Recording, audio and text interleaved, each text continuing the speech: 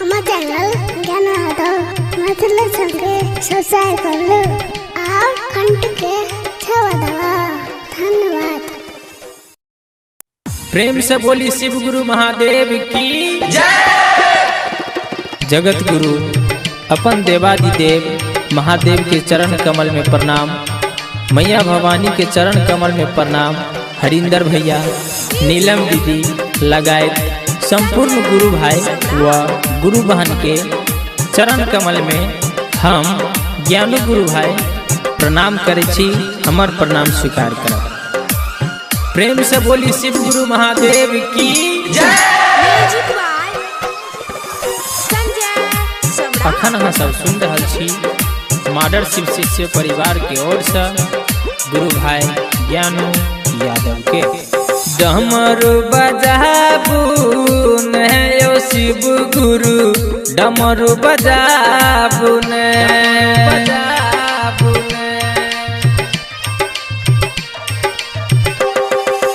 डमरू बजाबू ने यो शिव गुरु, डमरू बजाबू ने।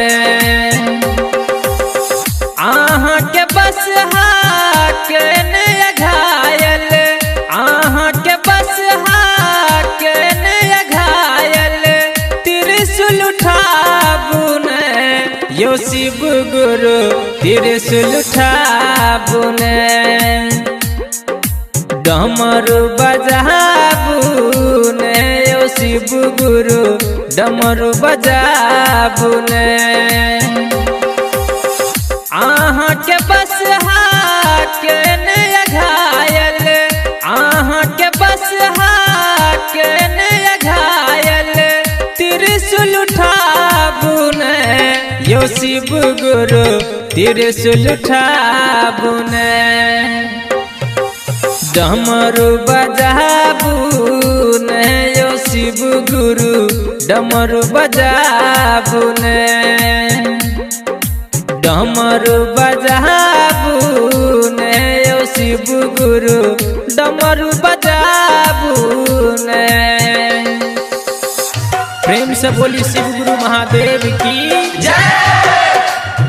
DJ Deepak Pandit Hanspur, DJ Deepak Pandit Hanspur, DJ Deepak Pandit Hanspur. Music by Sanjay Samrat. डमरू बजाबू ने। हाँ मन तरपैया दिल धड़कैया, आहक दर्शन ले नन तरसैया। यो मन तरपैया दिल धड़कैया, आहक दर्शन ले नन तरसैया। शिष्या के बाट तकैया, शिष्या के बाट तकैया, जल्दी साबुन यो शिव गुरु, जल्दी साबुन। डमरू बजाबू ने यो शिव गुरु, डमरू बजाबू ने। डमरू बजाबू ने यो शिव गुरु, डमरू बजाबू ने। प्रेम से बोली शिव गुरु महादेव की जय। DJ Deepak Pandit Hanspur, DJ Deepak Pandit Hanspur, DJ Deepak Pandit Hanspur. DJ Sanjay सम्राट।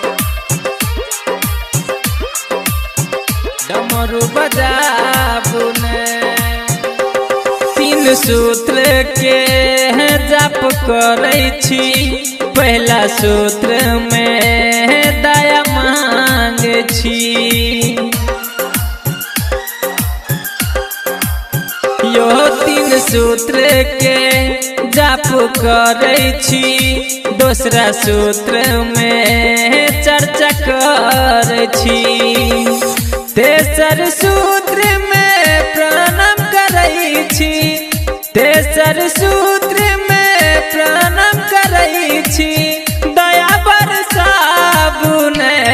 यो शिव गुरु दया बरसाबुने